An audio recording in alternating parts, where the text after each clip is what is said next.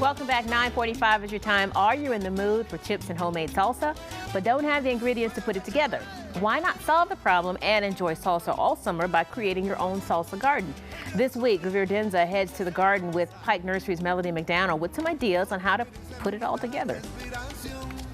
You know, these days, it's all about getting back to the basics. A lot of us want to grow what we eat, farm to table, if you want to call it that.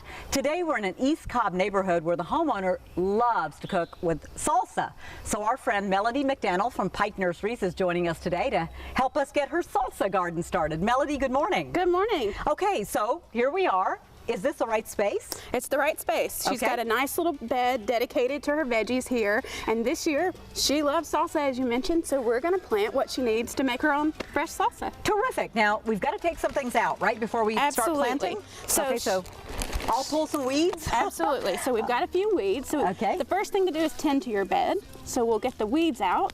Now, what's next? Let's add some soil. So we'll make it a little more rich for this summer. Okay. We're going to add some vegetable and flour mix. You just kind of sprinkle that around and we'll dig it into the hole as we plant. And then we've also got some compost, and I'll toss some of that in. Now, we always talk about how much sun some of these things need. Will all of those things do well in this particular bed? Yes, she's got the right amount of sun. You want 6 to 8 hours for most herbs and veggies. Great. Let's start with our tomato. How far apart? We're going to plant this about 7 inches or so away from the next one, so I think it'll be good right about there. Tomatoes are the one and only plant that I will ever tell you to actually plant deeper than you see its root system in the pot. And the reason for that, tomatoes are a vine, and so all along this stem right here, it will form roots. Okay. So if you plant it a little bit deeper, you'll have a stronger root system. You see, we planted it just a little bit deeper, and all along that root system, all along that stem will be a new root system. So tomato plants always need support. Absolutely. They are a vine, and they'll grow up a cage like this one. I think red is appropriate for a salsa garden, don't you? I do. What's next? All right, next, peppers. Wonderful.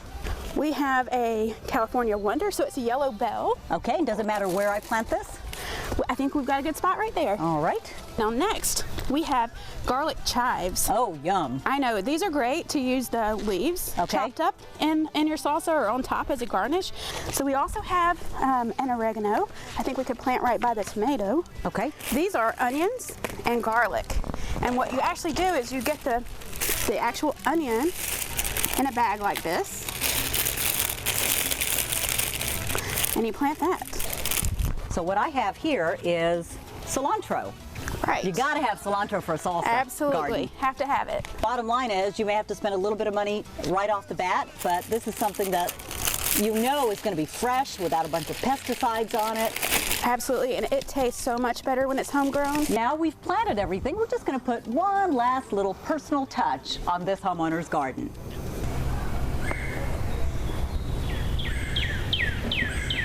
Great personal touch. 9:48 is your